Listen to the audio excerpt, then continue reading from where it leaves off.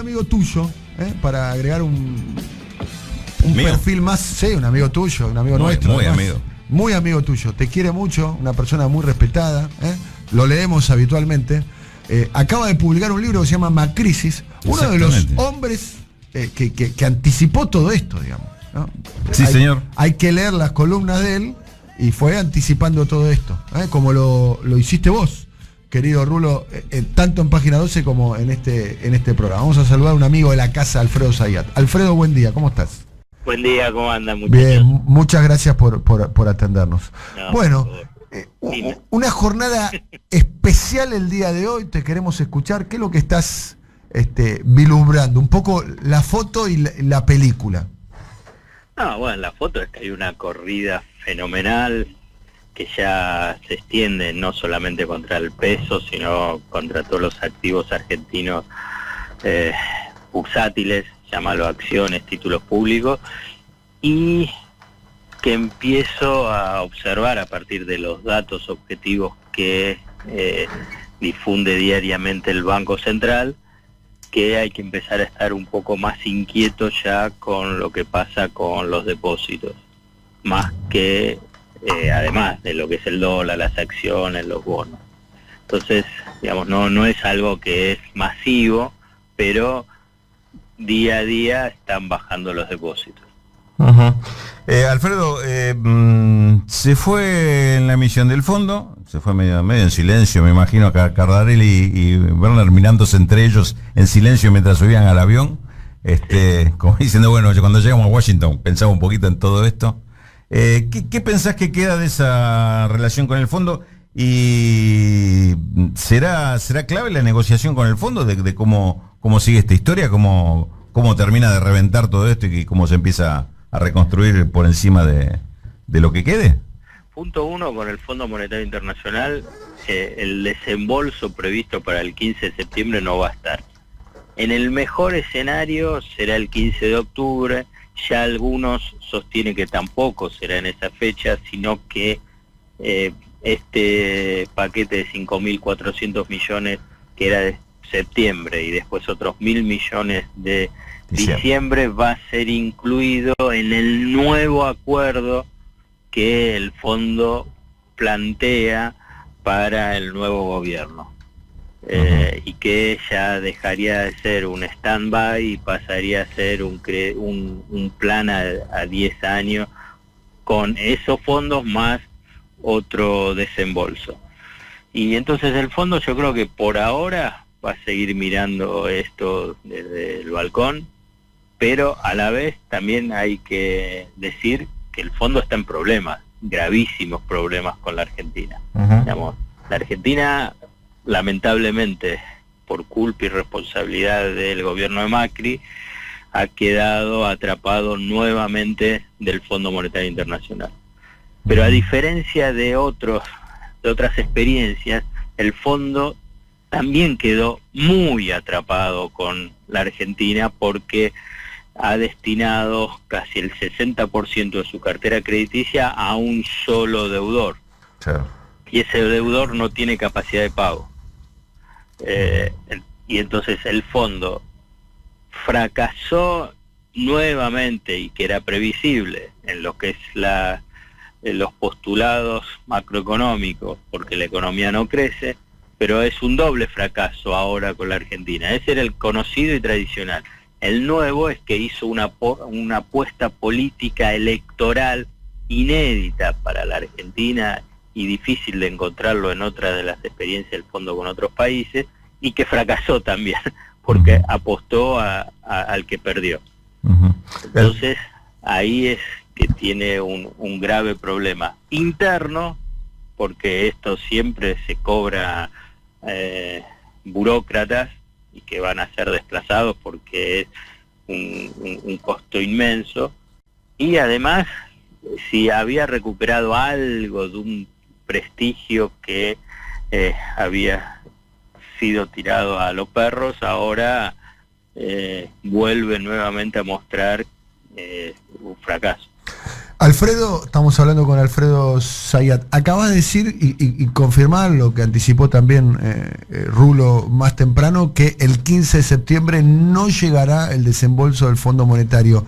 No. ¿Qué consecuencias traerá eso o puede traer eso? Bueno, ya trajo uno, que es la declaración de un default. Reperfilamiento, reestructuración, poner el nombre que quieras. Que Argentina no tiene la plata para cumplir los compromisos en tiempo y forma y de acuerdo a lo que había pactado.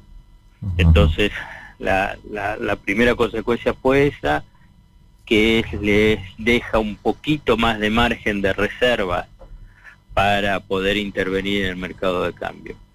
Y a partir de ahí se desata una dinámica de mayor aceleración de fuga de capitales y se verá cómo termina la historia en diciembre.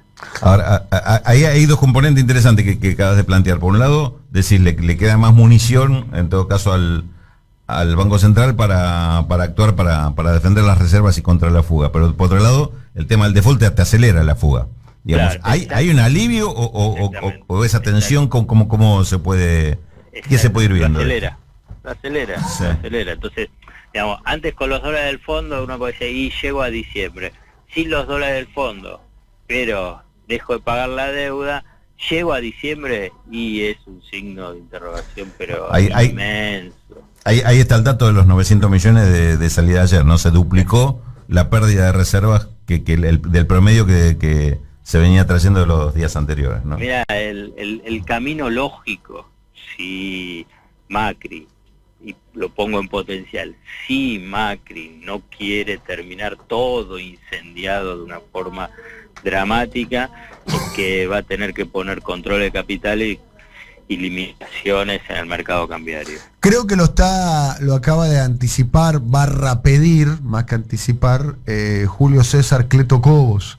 Hoy por la mañana dijo que si fracasa las medidas que está tratando de imponer Hernán Lacunza, debería instrumentarse algún tipo de control de capitales, control cambiario. Sí. Acabas de decir algo que no quería pasar por alto. Estamos hablando con Alfredo Zayat.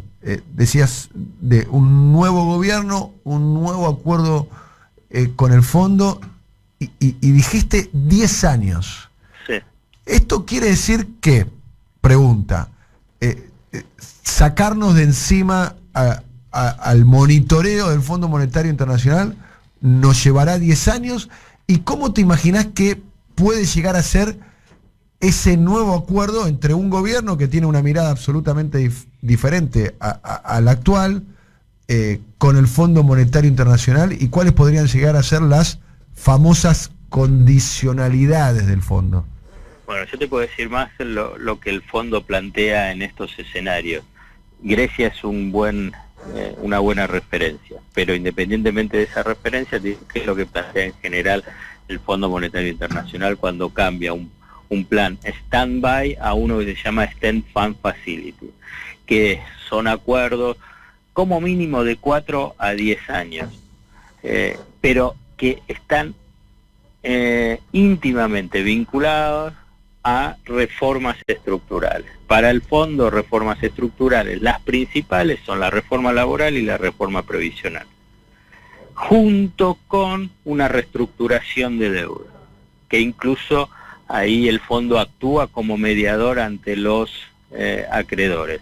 Aquí la referencia es Ucrania, que además Ucrania también tiene un factor geopolítico, pero bueno, no me voy a meter, pues ahí era tema Rusia, Europa Occidental, y ahí tenía una participación muy importante Alemania dentro del Fondo Monetario Internacional para facilitar esa reestructuración de deuda en Ucrania, que rápidamente implicó una quita de capital 20%, una suba de una tasa de interés en medio punto y una extensión de los plazos de pago promedio 4 años más. Entonces, esto es lo que va a plantear el fondo. ¿Cuál va a ser la respuesta del futuro gobierno a cargo de Alberto Fernández y su equipo economista? Es un interrogante en la cuestión práctica. Lo que está diciendo ahora es, no va a romper con el Fondo Monetario Internacional, y la exigencia va a ser: déjame crecer para que te pueda pagar. Que no va a ser una reforma laboral integral, sino que va a ser digamos, no lo dice tan abiertamente, pero entre líneas es: cada uno de los sectores va a negociar y va a avanzar en modernizar. Tomando como ejemplo el cambio del convenio de petroleros, por caso, eso es lo que dijo el propio Alberto Fernández en el encuentro de Clarín, ¿no? Exactamente. Y a la vez, no descartes el tema previsional, no dicho por Alberto Fernández, pero sí por uno de los economistas que está dentro de la órbita del candidato del Frente de Todes, que es Álvarez Agis, que no plantea una reforma previsional como la que quiere el Fondo Monetario Internacional, pero a la vez dice: algo hay que hacer. Rulo. No, un solo dato quería agregar, porque ayer lo conversábamos en la redacción de Página 12 y Alfredo hacía notar una cuestión que por lo menos no la había destacada, y yo tampoco la había visto. El default, digamos, está claro que el gobierno reprogramó los vencimientos para LECAP, LETES, etcétera, bonos de corto plazo. Sí. La curiosidad es que está defaulteando bonos en dólares, pero también bonos en pesos. Sí. No, han destruido todo. Digamos, han hecho todo lo peor que podía hacerse en el manejo financiero, pese a que son considerados los genios de las finanzas, lo han hecho, digamos. Este gobierno ha tenido dos hitos vinculados con el tema de las finanzas en este anuncio. Primero, defaulteó deuda en moneda nacional. ¿Qué significa? Digamos, dólares, puede ser que no tenés dólares, porque no te entran, se te fugan, etcétera. Pero pesos sí tenés. O sea que, digamos, y además ha generado una distorsión, unos problemas inmensos no solamente del pequeño inversor, sino del pequeño comerciante a grandes grupos económicos, que su capital de trabajo, parte de su capital de trabajo, o sea, los pesos que tenían disponibles para que no se desvaloricen y conseguir una tasa más alta que la de un plazo fijo, compraban letes de pesos, porque también había letes, LECAP, etcétera. ¿Por qué? Porque te dan una tasa más alta. Bueno, entonces ahora no la pueden retirar. Entonces, algunos dicen: ¿cómo van a pagar los sueldos? Bueno, eso es una de las barbaridades a nivel de la improvisación de lo que es esta medida que tomó la CUNCE y su equipo con el tema de la deuda. Pero hay otro elemento adicional, no tan mencionado. La Argentina con este default, a lo largo de su historia, van a ser 9 defaults. Digo, a lo largo de su historia, de más de 200 años. No es el récord mundial, hay países que tuvieron más declaraciones de cesación de pago. Pero ¿cuál es la particularidad? Defaulteó deuda emitida por su propio gobierno. El mismo gobierno. Digamos, emite una deuda y lo defaultea. ¿Esta es la primera vez que pasa? Claro. Históricamente es gobiernos, después a lo largo de un periodo prolongado, se tienen que hacer cargo de una deuda pasada y lo termina defaulteando, porque acá digamos, en un periodo muy corto recibe una economía desendeudada y a los 3 años y medio esa nueva deuda que genera no la puede pagar. No hay antecedente en Argentina. Alfredo, la última pregunta. ¿Qué habría que hacer porque está claro que el tema de la deuda es una de las grandes restricciones para impedir que la Argentina, que nuestro país tenga una política de desarrollo que pueda ser sustentable en el tiempo, ¿no? ¿Cuál deberían ser las medidas, si es que existen algunas? Ayer lo hablábamos con Sebastián Soler, por caso, para que esto no vuelva a pasar, digamos. Y es un punto muy relevante, pero vos podés hacer una ley, pero la verdad que se ha demostrado que las leyes... Bueno, después, estaba la ley Cerrojo, supuestamente, y bueno... un montón de leyes. Había, claro, para dar un ejemplo nada más, ¿no? Y el tema de los marcos institucionales para poner límites, digamos, inicialmente puede parecer, si bueno, es una defensa, pero después te aparece un gobierno como este, con todo ese marco de apoyo externo, interno, de poder económico, mediático, etcétera, etcétera, y barre con todo sin ninguna respeto a la institucionalidad pasada. O sea que, digamos, políticamente, como voluntad política y como aspiración, me parece que sí, podés poner y avanzar sobre leyes que limiten el endeudamiento así desaforado y descontrolado. Alfredo, te agradecemos el contacto con nosotros. Un abrazo, ¿eh? Dale, igualmente, un abrazo. Hasta luego. Alfredo Zayat, economista, comunicador,